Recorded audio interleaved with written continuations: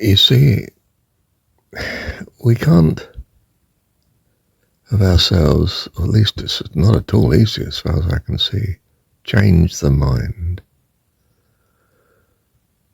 But we can choose good company and good environment, and that changes us.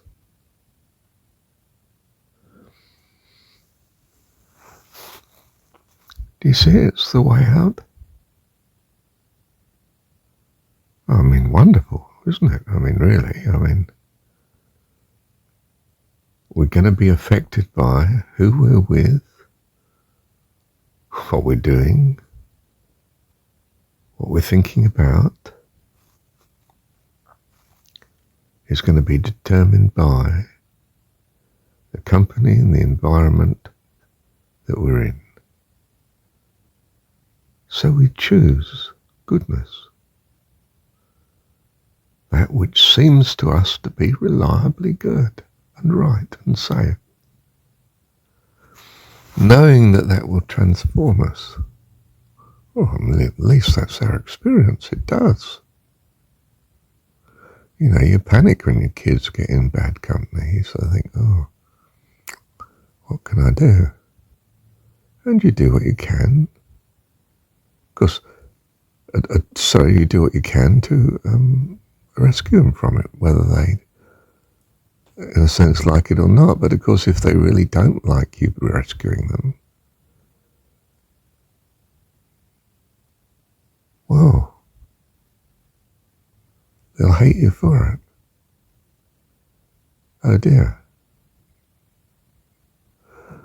If they hate you, you can't do anything somehow to put their life right, because they won't let you near them in a sense, or they only let you near them in order to do you harm. I mean, that's not going to be no good, is it?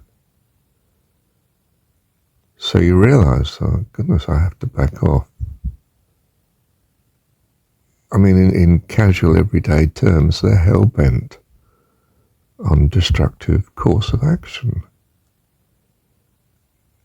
The advantage of this amazing universe is that you can pursue such and find out the consequences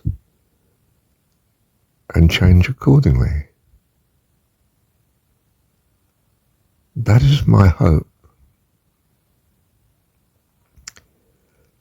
Besides, in a sense, you can do no other. I mean, no matter what you do, they're obsessed with such and such course of action. I must have it, I must do it, I want to do it. I'm going to hate you if you block my way. Ah. So you back off. I don't mean this is lovely. I mean, it's the amazing thing, as far as I know about this universe, is that you can pursue your own way, and you can find the consequence of doing so. You know, you may be trying to do something that's impossible to pull off. No matter what you do, you get frustration and backlash and, a brick wall. And you get furious and angry and warring as a consequence in the end, and hatred and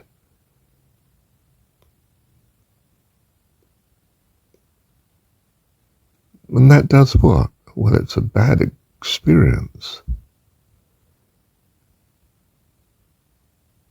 But presumably, ultimately, it persuades you of not just the futility of doing such,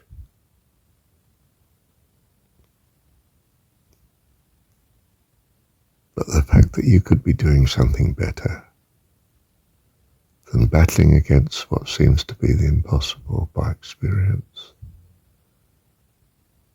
So in wisdom, you back off and think, can't change so-and-so. I mean, I would be tempted to respond by saying, I'll thank God for it, see what that does. I will not continue to try to change this. I will see what I can do in the circumstances. Why would God be allowing such and such a thing to continue happening? If it's in someone else, you back off and you watch and see. Sure, you still wait for opportunity to put things right if you can, of course. But you wait for the opportunity, not insisting to press when the opportunity is not there, and all you have is cost and sorrow in an attempt to do the impossible. So amazingly, such difficulties, and you thank God for them, seems to have the effect of reducing the stress and the attempt to change the impossible. You leave it in God's hands and thank Him for it. Still pursuing and doing what you can to do what is right, but all the anxiety is gone because you're trusting God for it. One's outward way of doing so is to thank God for it. Not to those that don't understand, of course, that may be not the best thing to do. But you're doing it inwardly. You're trusting God.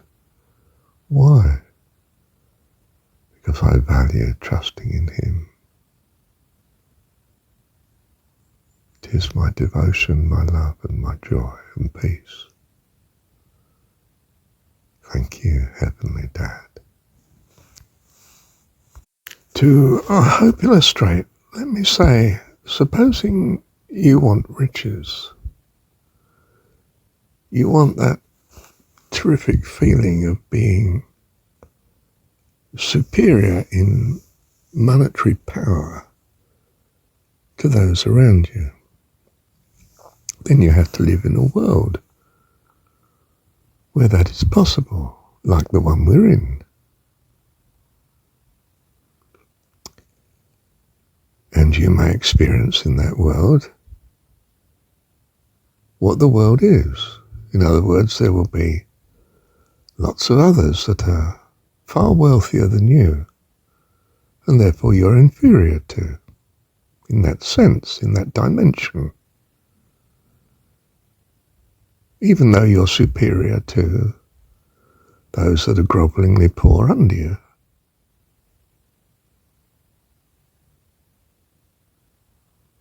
Is that a happy situation?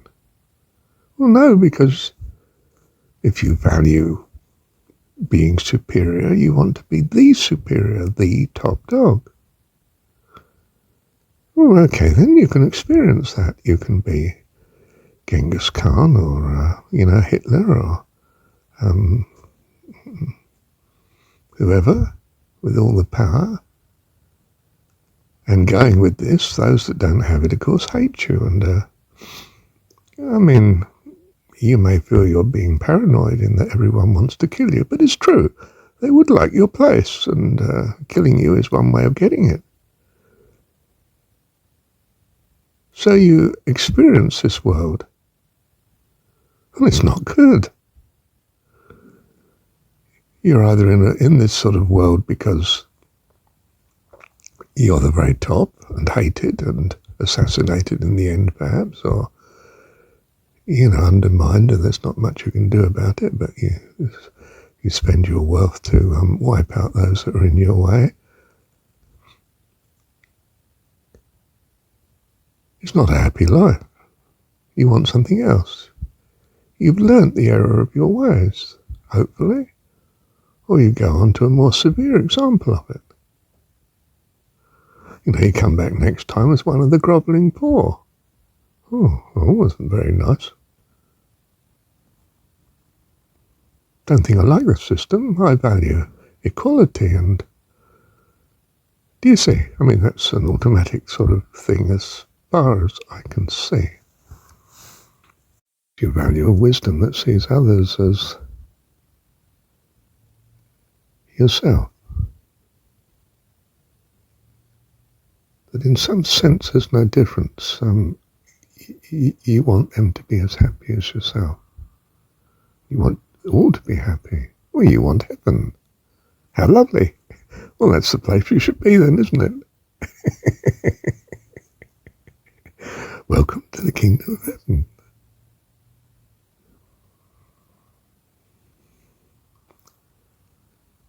The God who loves you. Is that going to be a troublesome state to be in? No.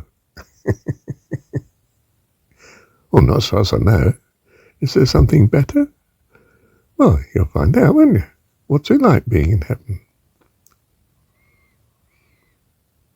Oh no, perhaps you were slightly discontent. You wanted to experience something else. Oh, well, you need a universe that's appropriate to experience that.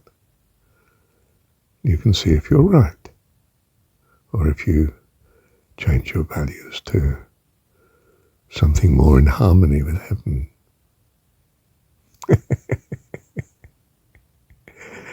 It's very simple, really, isn't it? Thank you, Heavenly Dad.